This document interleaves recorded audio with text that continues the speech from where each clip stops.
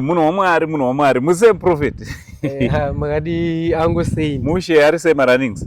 Ari bro. Handiti? Muzoti ndashamsika pandakuona muchidarika pa. Okay. Ndatoshamsika ndikati murume uyuka. Imi saka Pepe makatozopora ere zvechokwadi Pepe. Kana kuti ndiri kumurobvunza ini nangu ndiregerei. Zvaiva zvechokwadi ere kuti Pepe maitorwara zvekupenga kana kuti aiva maskits. Aiwa dzaive maskits. Pakati dambudziko rakaitika zvishua gore rachoro. Anga ritori dambudziko mbe kuzosvika ndazo indaigara mutauri. Aiwa ndakatombonzwa kudaro because makaenda vhairawo kwete mbichani. Makaenda vhairawo varume ndofunga kune vanoziva natsota munhu. Ndatomuona achifamba ndikavhunduka. Murume uyu airwara nepfungwa uyu. Anditi uyu murume uyu wamuri kuona uyu airwara nepfungwa. Ende inini pandakamuona patime yaisirculata mavideos achirapwa achinamatirwa naProphet outa Magaya. Ndizvo anditi ndi Prophet Magaya. Kuyadha anditi. Imi tudzei. Stories akadaiwa anonetsa. Chimbonatsoti jekezerai what really transpired. Makasangana sei naProphet kuti muzosvika pakutanga unamatirwa because vazhinji tangozoona makudi maveko makunamatiro. Chimbotidzorera mumashure muchana. Maigarepi ende makasvika sei pakurwara nepfungwa muchigara mutown muchigara papi kuitira kuti vanhu vaikuzivai patime yacho vaconfirm kuti zveshuwa ndini. Inini ngatingoti ndaigara kuBeatrice because ndakadzidza paBeatrice High School. Alright. Pachikoro pandakadzidza ipo paya. Saka zvinhu zvokuti pane zvaiitika muupenyu mazuva acho zvakaoma zvandisingakwanisa kutaura for the sake yekuti family matter. Alright. Saka nenyaya yekuti life yacho zvanga yakaita ndaidzidza pachikoro cheBeatrice apa pane 30 km ndofunga kubva pachikoro. Kuti ubve pachikoro kuenda kumba kana kuti kubva kumba kuenda kuchikoro. Serious? Papane 30 km saka taitokwira malift. Alright. Kuti uende kupi? Uende kuchikoro. Saka aended up ndakuita zvokufudzira vanhu mbudzi nemombe. Alright. Ndikwanise kuenda muri paBeatrice. Pane vamwe madha vandaishandira meno vainzi is it a problem kutaura sare munhu. Aiwa pane chakashata ere but anyway musataura zvenyu. Alright. Saka pane madha vandaifudzira mbudzi dzavo. Saka madha vandaifudzira mbudzi ava anga ari munhu kuti ndaiti ndakanofudza mbudzi ikoko ndopandakwanisa kuwana mari ndipone ndichikavhika pakukwira kuenda kuchikoro. But still nenyaya yekuti kumba kwacho takakura tiri vanhu vaive nepoverty yairidza mhururu. Serious? Paita mburu. Saka nenyaya yekutambudzika kweko waizoti wapiwa kamari keke pamwe inenge iri $5 yawashanda pawiki. Saka ndaizotosvika uri ipapo ka. So muri ipapo ndakuti uri ipapo ndakukudzorereika ukoko kwataingokunongedzera kuti uyu anopenga uyu. Muri ipapo anditi. Maidzifudza nguwai because tiri kuti muri kuda kuenda kuchikoro futi. Weekend. Paweekend. Paiti weekend ndechifudza mbudzi. Saka ndopandiri ndaikwanisa kuwana $5. Paweekend vaikupai $5 pa 2 days, Friday and Saturday. Yes. Of which kuti uende kuchikoro kuita $1 kuenda $1 kuita sei? Kudzoka paune 5 mari. Paune $5. Saka kumba kwakusina plan yekuti unge uri unowana. Ndindantori baba madays acho yayo. Ndandiri boss baba ndandiri form 1. Alright. Yes. Saka ndiri form 1 kudaro zvaizosvika pakurema pakuti uda kukavha kumba nekuchikoro zvese apa kuchikoro kuyo uda kuenda futi waita sei wadya wozi apa ndini futi mukomana muhombe ndini dhara racho apa manga mune vamwe vanin'ina vaikuteera kwakune vamwe vanin'ina vari kutotarisira imimi vari kutotarisira kuti blazi pamwe chatoka plan something. Saka pakuchikoro kwandaidzidza kwekwe ndaizotadza kuzowana mari yemanje. Alright. Saka ndaipeza ndaita zvokukumbira malift mota dzevanhu kuti andokumbiro nditakuro ndiende kuchikoro munhu washe pakachata handina mari yebhazi. Saka ane tsitsi aigona kutakura. Asina tsitsi aisi akutuka zvokuti anenge amira achifunga kuti ndichawana mari. womudza kuti ndiri kukumbira wati ndiri kukumbira wandina saka ndo zvinoitwa vapanhu vanomira murodhi vachikumbira vaivai yes because varipo mumarodzi unovaona vapanhu vanenge vachienda especially mumahighway mune maruzevha unoona vapanhu vachikumbira mumwe anenge asitorina because isu pataigara kana if you know the place inonzi kuchata grade kwekwe saka kubva kuchata grade kuenda kubeatrice pakareba pafambike netsoka saka taitozoita zvokukumbira malift saka mumwe ane tsitsa yekutakura asina tsitsa airamba saka tiri kuti iwo waenda 30 kilometers wana yekuenda kokudzoka waizodii right ndo zvandiri kutaura kuti takapesara taakutokumbira kuenda nekuita sei nekudzoka saka zvakazoitika nezvokuti pakutukwa pepe kana usina mari vamwe vana vechikoro maizoti maakuchikoro vaikuseka manje kuti idzi ndadziona dzichitukwa dzasina mari yebhazi saka pakutukwa pepe unozotopedzera kunyaro takumana hainini saka tapedza ndakuti kana ndisina mari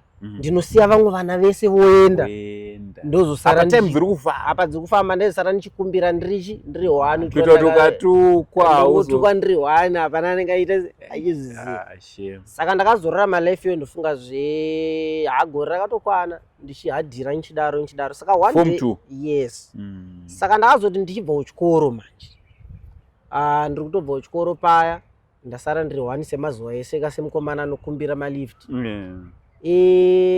ndakamisa mota yakamira ainge iri Elgrand ngene vakadzi 6 vanga vari mukati inyaya inotozivikanwa kubeatrice kwese hapana because inyaya yekuti yakanetsawo madhezi acho because araive dambudziko zvishuwa saka ndakabva ndabiwa nevakadzi vaivai kukidnapwa uku mapiwa lift yes ndakapiwa lift zvaiva kumangwai if you remember kwakuri kuma-5 tapedza chikoro vezvoti uri kumisa malift because chikoro chaipera na4 saka takazotinoita 1 hour futi takamira uko tinongochishaya kana kuti plus unongosina mari saka hauzotange nekuita se nekuenda saka ipapo ndopandakazobiwa nevanhu ivavo vandiba vakadzi vavo vakandikwadza musadaro makanorohwa mudaro not kurohwa isachi vakandi abusa vakadzi saka zvinhu izvozvo mudara kuabuswa kwekushandisiwa here kana kuti kwekubatwa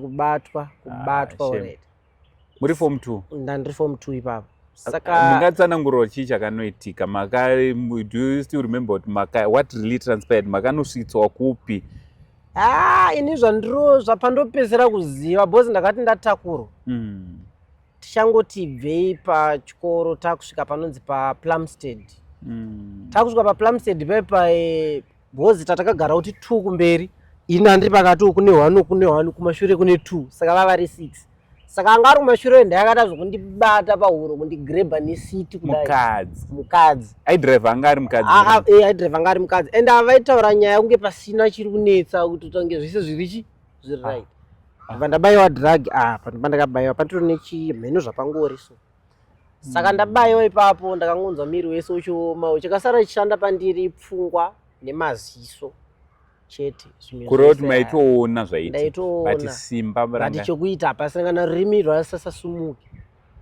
patogate I still remember takatopfuura patogate ndakasvinura inini muchiuya kuHarare tichitouya kuHarare kureva kuti everything zvakaitika izvi zvakaitikira muguta reHarare right papa chine nzvimbo yainzi paMadison amheno panonzi paMadison wakusvika kwaboka ndakutosvika ipapo ndo pandakabva ndazodzima manje kunyatsona kuti ndo pamunopedzera kurimemba ipapo panopedzera kurimemba nepandozorememba ndatonhongwa ndakazara ropa trouser rese ndakazara ropa rimwe risingaite ndichibleeda zvekutodaro saka ndaita pfungwa dzaita dzichikanganisika kubva ipapo saka munhu akandinhonga akandiendesa paMarket Square pamapurisa igore racho iroro ndaendeswa paMarket Square papolisi ndobva yazondiendesa kuchipatara kuchitungwiza saka kuchipatara kwandakaenda kuchitungwiza paMarket Square hapasi padhuze nepaHarare hospital handiziye kuti why handiziye nanhasi handitoziye kuti chii plus ameno zvemadistrict kudi handiziye because ndakarapwa ingeri zvazvizvi childline saka kuchitungwiza maybe ndokwaiva neorganization iyo saka kuchitungwiza uku ndokwandakazogarawo ndichirapiwa ndiriko Saka ndagara ndichirapiwa ndiri kuchitungwiza ikoko ndakazobva after some weeks, 2 weeks chanyatsoziya because pfungwa dzacho dzadzine mascratch. Saka ndakazoenda Kumba. Ndasvika Kumba vanga vasingakutsvagei manje? Vanga vatopa police report hawo. Asi muitiro wazvaita zvacho zvaita sekuti zvinhu zvokuti hamene upenyu zvaunoita plus Satani kana angopindirawo. Saka Kumba kwakwenda anosvika pane zvakazoitika. Zvakazoita kuti vanhu vese vakazobhilivhawo zvavaibhilivha because vanhu vakabhilivha kuti kana munhu achinge asangana nedambudziko rakadai anenge ane zvinhu zvaanenge atojoiniswa nekudini. Saka ndakazobva Kumba nekuti kwakusasagarike ende manga makunzi maita sei mainzi majoinei kutonzwa joina mhenu masatanist kanongotaura mukomana amusatanist izvozvo wakatonopinda dambudziko ende zvaitova nerekodi kupolisi nekuchipatara nanhasi zviriko chero pachikoro pandakadzidza pacho history iyoyo iripo ende headmaster asati achinja angari ani kwangari paive nevainzi vanzvenga nevamwe vainzi vamuchato I still remember that.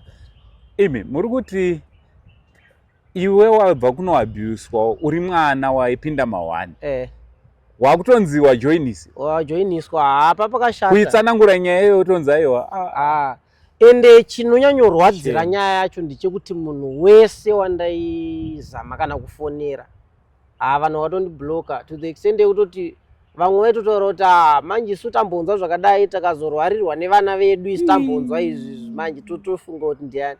So papakashata to the extent yekuti ndakatombosara ndisina hama. Saka wakadaina mumusha hausi kudiwa ndofunga ndakatomboenda pane imwe cousin sister yangu ari muHarare. Ndatomboenda mumba kwake ndakadzingwa zvekuti unge nyoka iri nani. Amusadaro. Kunzi uri tori dangerous. You are very dangerous. And then uri musatanist. Apa pauri mufana. Apa uri kurwara futi. Apa uri todawo family kuti vakucomfort. Saka ndofunga ndakati ndabva ikoko ndadzingwa life yakandirwadza. Saka mishonga yanga nayo kuchipatara ndandichiri nayo. Saka papa kuti nzara plus kusamwa mishonga yacho futi papakaipa. Saka ndopa ndakazopedzera zvechokwadi dzaakumhanya pfungwa kusvika ndakutogara mutauni. Shame. Ndagara mutauni ndaigara kuzasi uku kudhuze kwaMahamad Musa uku kune charge office uku. Ndokwandaigara iko nevakomana 3 vandaigara nawo. And you know kuti ndo zvimwe zvezvinhu zvakatondipa shungu dzekuita zvinhu zvaMwari. Chero hazvo izwi rasina kutanga izvezvi kutaura because izwi pandiri rakambotaura ndiri grade 3 because amai vangu ini vaipinda masowe ekwaWimbo kudhara. Saka chiprofita ndokwachakatangira ikoko. Chakangoti tei nekukura ubva chamboita kunge chaita se chapera nekuti unenge uchikura uchimboita zvimwe plus you know kuti unzi uri muprofita uchienda kuchikoro hazvimecha zvinhu zvakadaro. Saka ndakazoti ndagara mutauni ndakagara ndakaona zvakawanda. Saka ndopakatanga street kid manje kana kuti brains anga dzakutomhanya futi. Ndopa zvakatotangira plus pfungwa dzaiti uri mustreet imomo dzaimbopenga. Because kana munhu uchipenga pane time yaunotangura kuti zivei kuita pamwe pazvinokwidza plus kupenga kwacho kwakusiriko kuti kune kwakati heki pese pamwe pacho ndaitomboita munhu atori right zvode chitotendera chitotsvaga mabhini nechikafu chaitodyiwo ndiri changu ndiri mutauni taine chitoitawo ndiri imomo zvaitongofambawo zvakadaro. Takaona zvakawanda to the extent yekuti unozoti apa makore mamune mangani mukuru? Paipai ndandine chiko ndandine because pandakapinda mustreet ndaitena 16 years.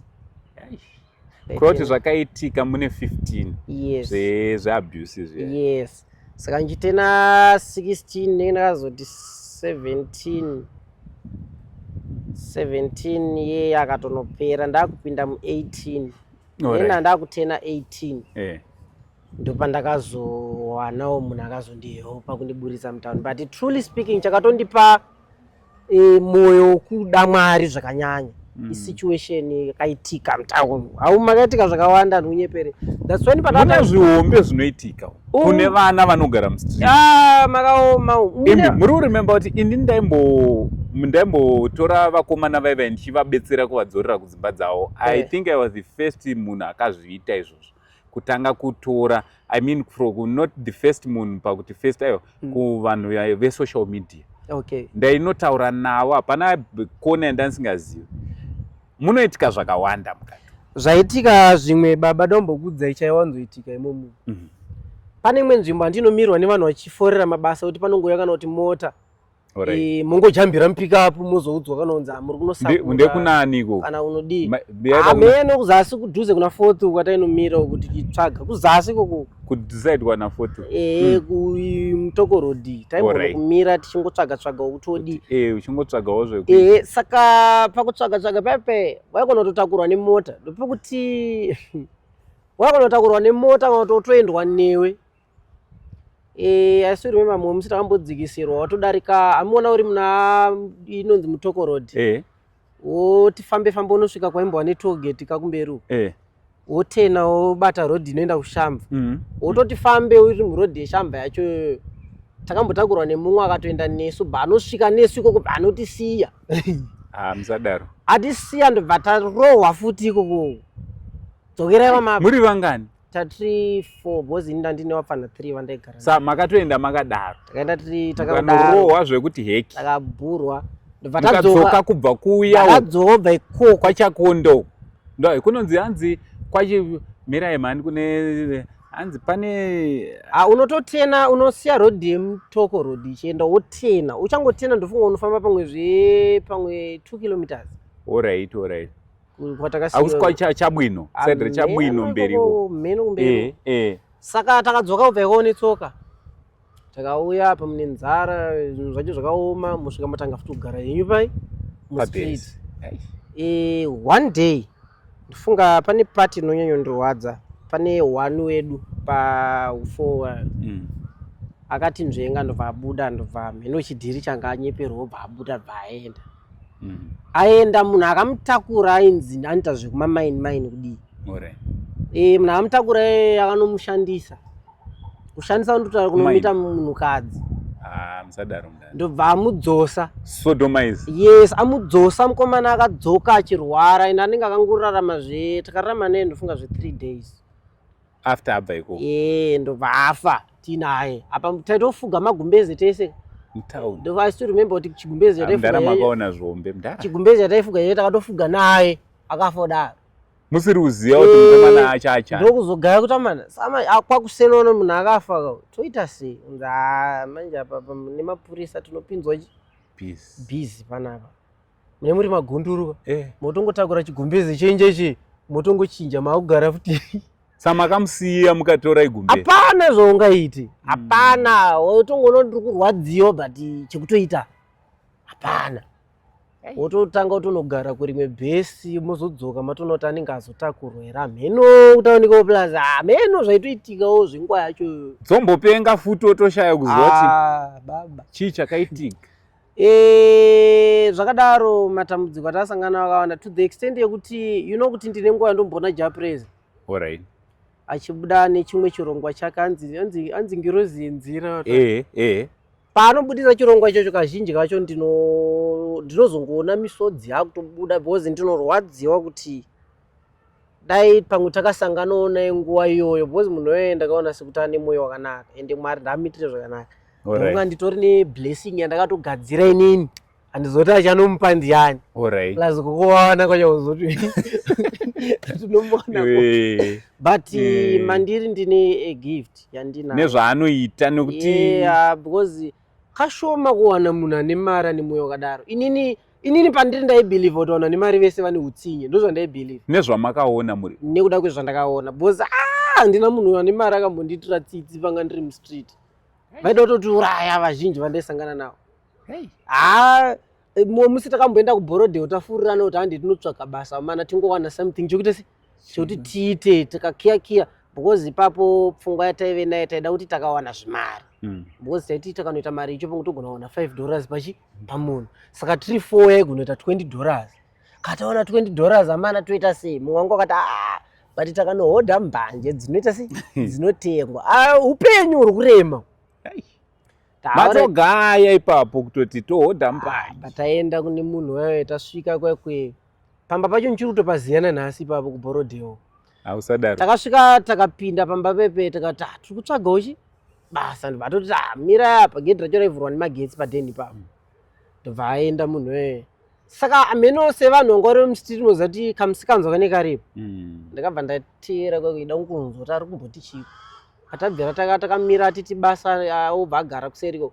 Bva ndatonzwa achitofonera mapurisa kuti vakomana vakandibira last time. Mumwe wacho face yacho ndamuziva atoripo pawafanha vari panapa.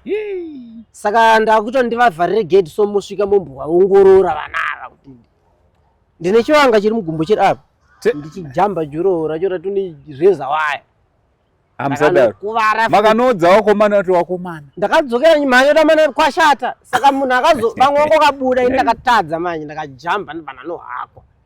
Saka security akabva wabata wafana ini ndibva ndabatwa futi. Bandarohwa zvekuti ipapo takarohwa.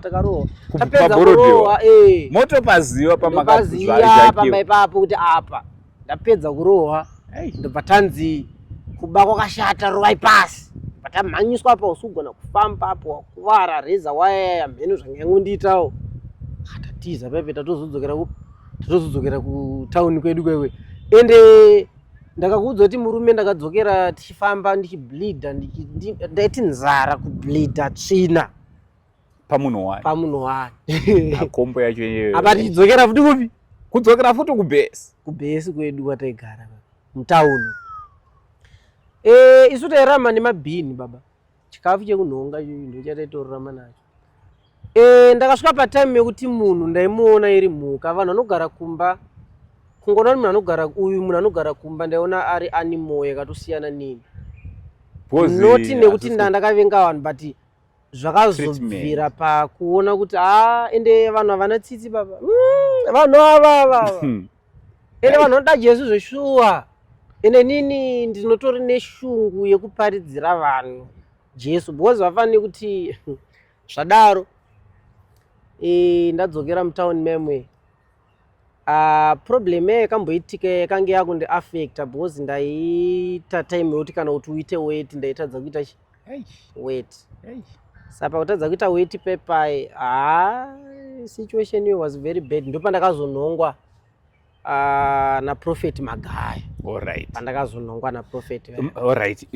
Ipapo andidi. Ndoda kuti munatsoti tsanangurira. Makasanganawo ivo here kana kuti someone wekuchechi?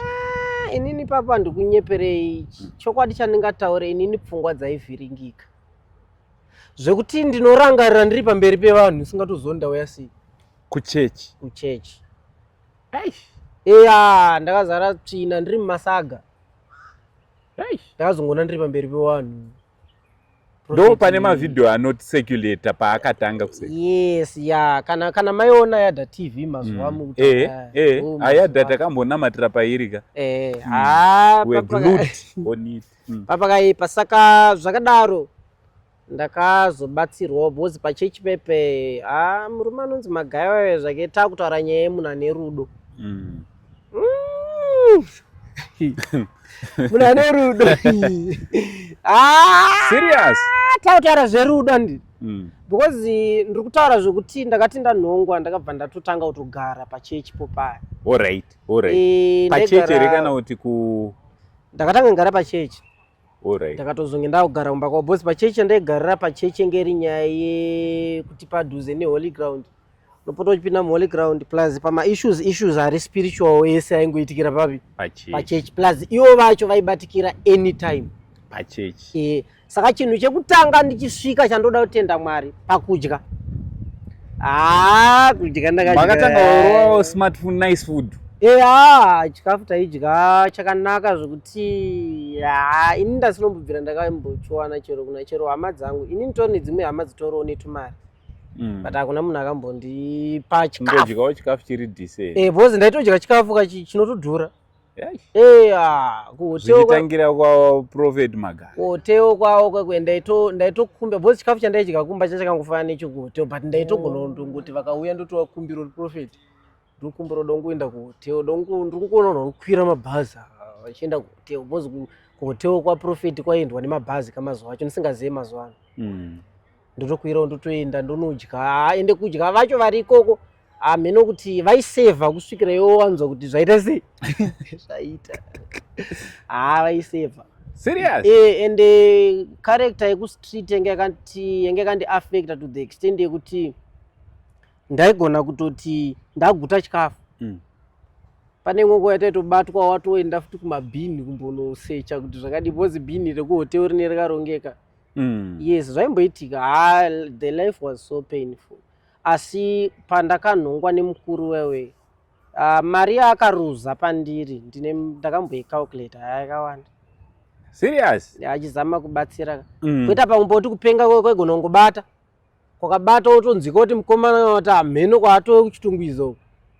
Saka zvaita zvaiti zvakabata wakuchitungwiza kwekwe zvongoita kunge zvaenda. Vakutokurega futi apa zvakushandisa unokusiya uko. Saka paitobva patotumwa vanhu vanokutsvaga kuti mwana wangu ari fiwewo yekutokuteera unotorwa ikukudzoserwa pachechi otanga futi kuchengetedzwa. Care yacho care iyoyo hakuna hama yangu yakambondiitira care yakadaro.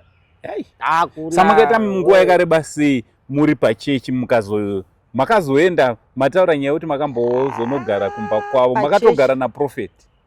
Hatungoti ndaigara nawo bhozi Prophet munhu ane misha. Kana chiti munhu ane misha totaura zvokuti vane dzimba. Saka ini ndaitogara imba yawo.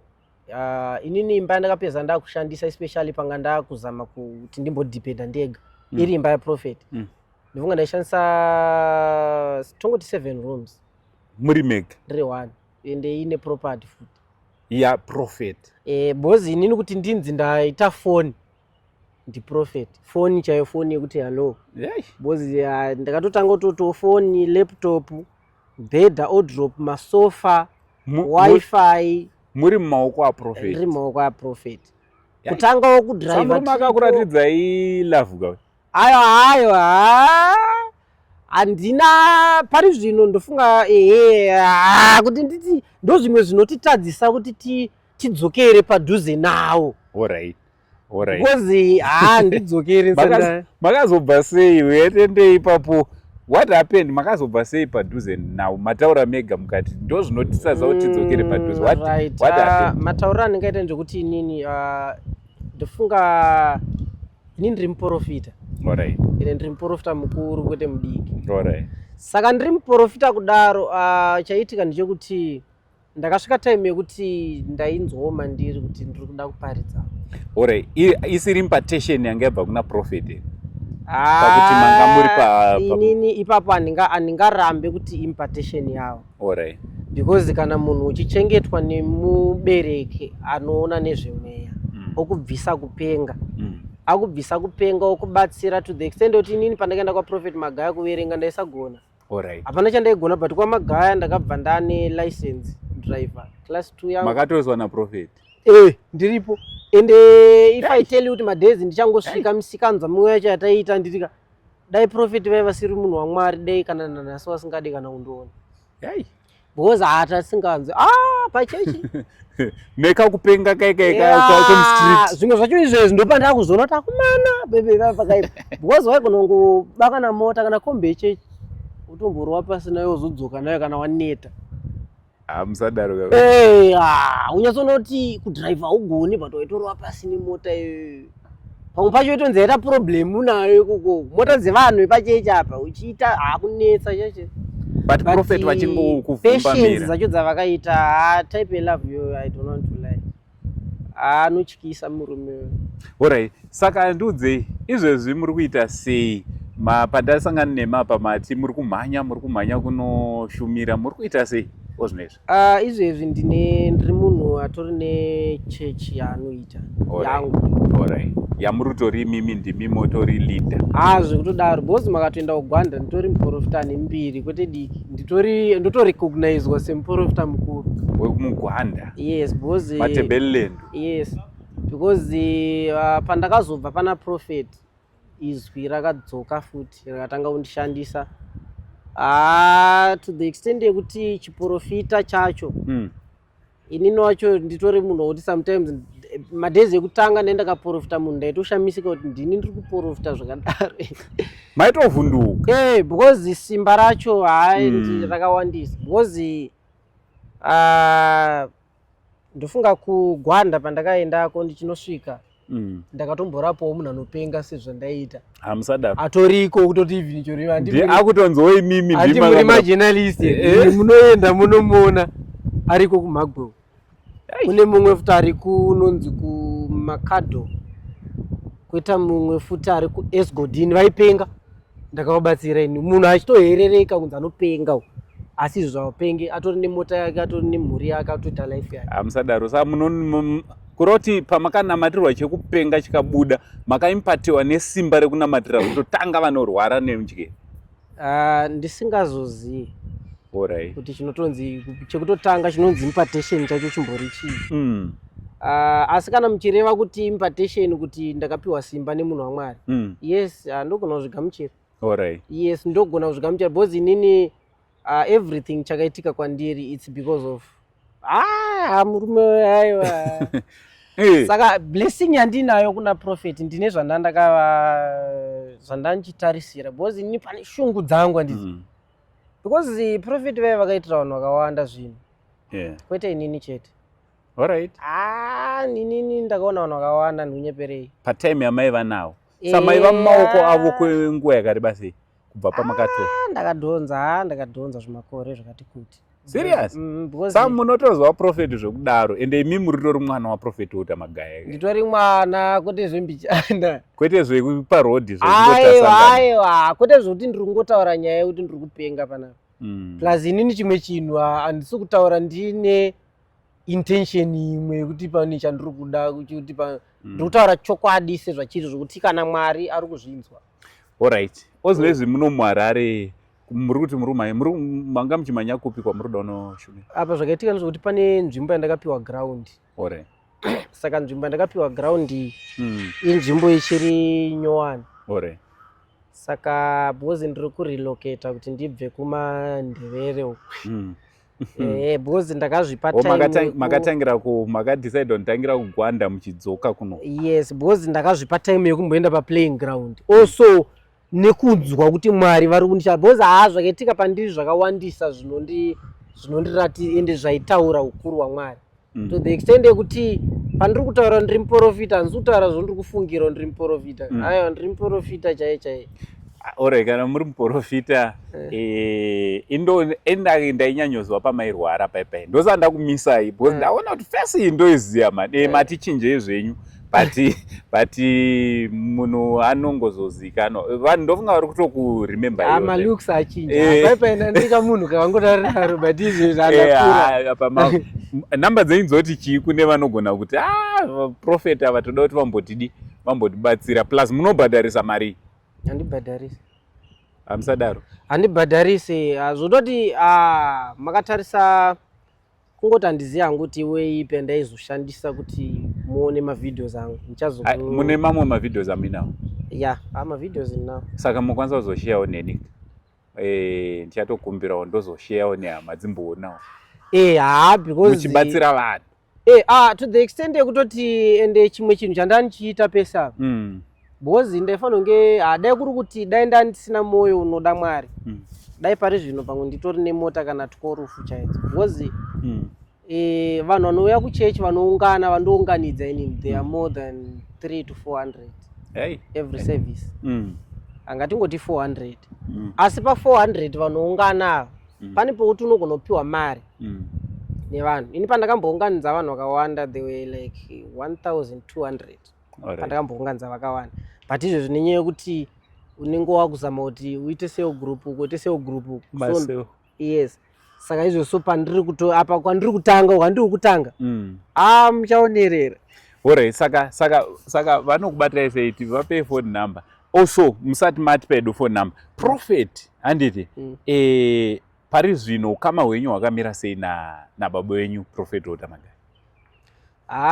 ndingati wakashata because handina kusiya ndavatuka, handina kusiya ndaita anything chekuti prophet vangatoti hasisiri mwana wangu. Plus also munhu wewe chero tomboti pamwe ameno pamwe chandogono ndakatadza ndisingazivi, asi munhu indovaziya prophet, asi munhu wewe anochengeta nyaya yemunhu. Prophet vanotadzirwa baba zvokuti dai vari munhu ane moyo unenge wevamwe vanhu, dai vane wangu dai ndichifamba ndichibhura vanhu because sei ndichidaro mukuru unoziva here kuti ndakada kuzoona pahoteo paprofet pepe hoteo ayana kuvakirwa mavisitors chete, pane vamwe vanhu vanongozongodya sadza pepe kwete kuti achibhadhara chinhu kungouya vanotoita line uko. Prophet inanzana mbona munhu akadaro truly speaking andisati andisati pane vanhu vanokuchengetwa uta prophet hautombozoti munhu anenge abva kupi, pamwe vanotozoti vato pamwe semprofita maybe but kwete zvekutanzi tingatotanzi prophet angazoti munhu akabva kupi, vanhu vanongochengeta vokuti munhu anongouya kubva kugokoko tongosvikira pachechi pepe panotodyiwo chikafu nevamwe anotodyawo.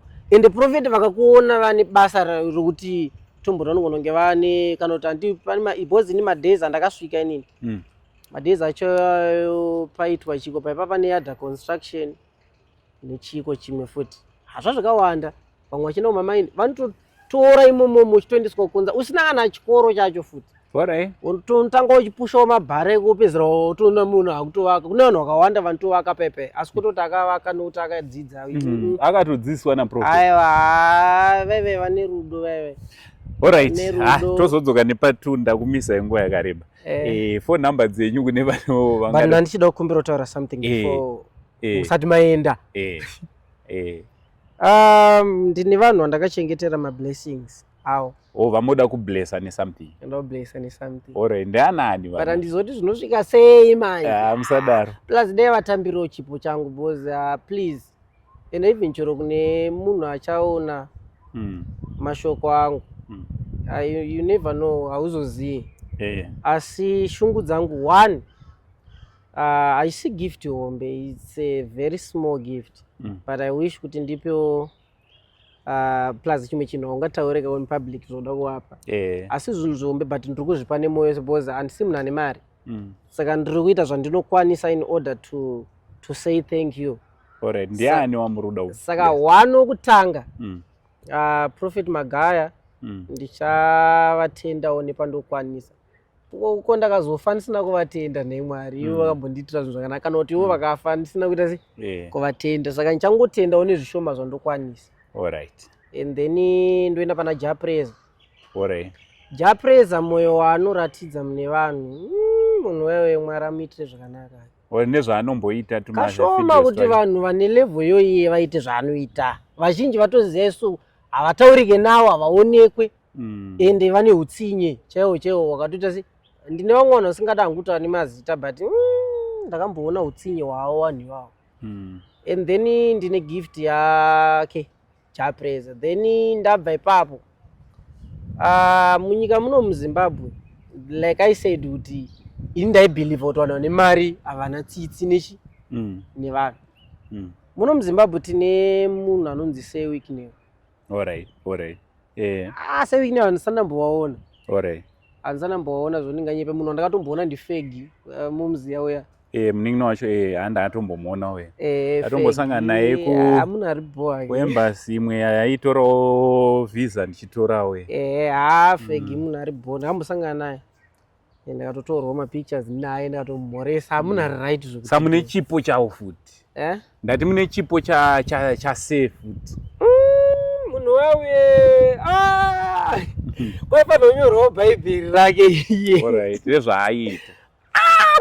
Makoronike paifanira kunyorwawo imwe sentensi yemunguva yatiri inenge ichingota because history yemunhu wewe inofanira kutovako inofanira kuzoverengwa nevazukuru vedu because it's not easy kuti Sewicknell munhu wewe plus imwe chinhu wakaona munhu achiita zvinhu zvinenge zvezve it's a sign yekuti mukadzi wake akadaro because hakuna murume anopa ane mukadzi anonyima hazviko zvakadaro ukaona uchiipa it's a sign kuti mukadzi wako anoita sei futi anopa saka vari tuyo vaya hazvina basa kuti ndini mukomana uya aimbogara mustreet ndine chipo chawo nditori nacho handizivi hangu kuti achachisvitsa ndiani kuti chosvika sei but dai Mwari akombora munozoti vanhu vaiveka senge Prophet Magai akatambira chipo changu it's obvious anotambira ndibaba wangu vaive ndibaba wangu vaive ndibaba wangu ende kune vese ndoda kutotsigira because kune vamwe vanoti vanogononge vakaitawo seni otongochitya kudzokera kuna Prophet because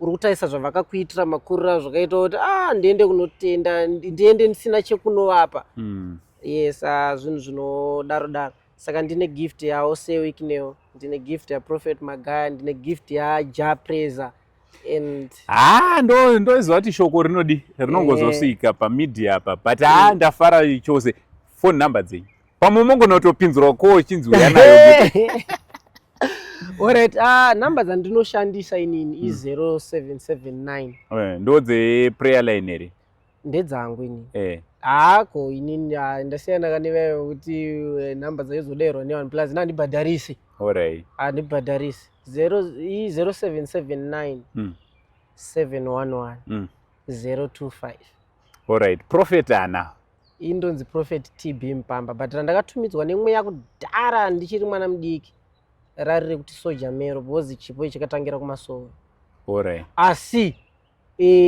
chakazogadzirika zvakanaka kuti ndizova zvandiri ndiri kuna Prophet W Magai that man Prophet Mupamba Prophet TB Mpamba ndo zita rangu ndini TB Mpamba wakasvika kumatebhelelendi uku asi shungu dzangu dai Mwari akombora ndoda kuparidza ndine inonzi Jesus campaign yandiri kuita izvezvi alright my mission chacho pane mission apasi pekuita minana ina basa alright asi ndinoikwanisa zvokutorevesa alright chandiri kuda inini dai kuri kuti Mwari achikombora kuti ndiwane simudziro because inini ndini munhu ane language inokwanisa kutaura nevamwe vangu vandakasiya mustreet alright moda kumbowapindira wakomana kune vanhu vari kwaMutare kune vanhu vari kuKadoma Kwekwe Gweru Bulawayo Beitbridge Gwanda Vic Falls Kariba Chinhoi kune mastreet kidiko plus street kid hazviri kuti munhu chete ari mustreet kaari kunzi uyu mustreet kid kune vamwe vanhu kuti ari kuabusika pfungwa dzake dziri kushushikana ari kumba but ari kumba kudaro pfungwa dzake dzakangofanana nedzemunhu ari kupi ari kustreet anonida maridzo yangu kuti aswedere padhuze naMwari that's my mission Prophet ndichakutsvaga imi timbogara futi pasi mune zvakawanda zvandiri kuona kuti zvatofanira kudiscuss ani muriona ipapa patataura ndine mibvunzo yandinayo ndangoti handidi kuinterruptai ndichazokugadzai mibvunzo ndokukokai futi hameno kana makasununguka tonatsosangana tombogara pasi apa tangomira kana kuti tasangana tichifamba izvezvi ndapinda muHarare handi ndiri muHarare muchaona kuti basa richashandwa racho rakakura sei ndirimo aiwa ndiri muHarare muchaona ngariitwe basa alright thank you so much Prophet thank you so much God bless you Mwari akukomborere Prophet alright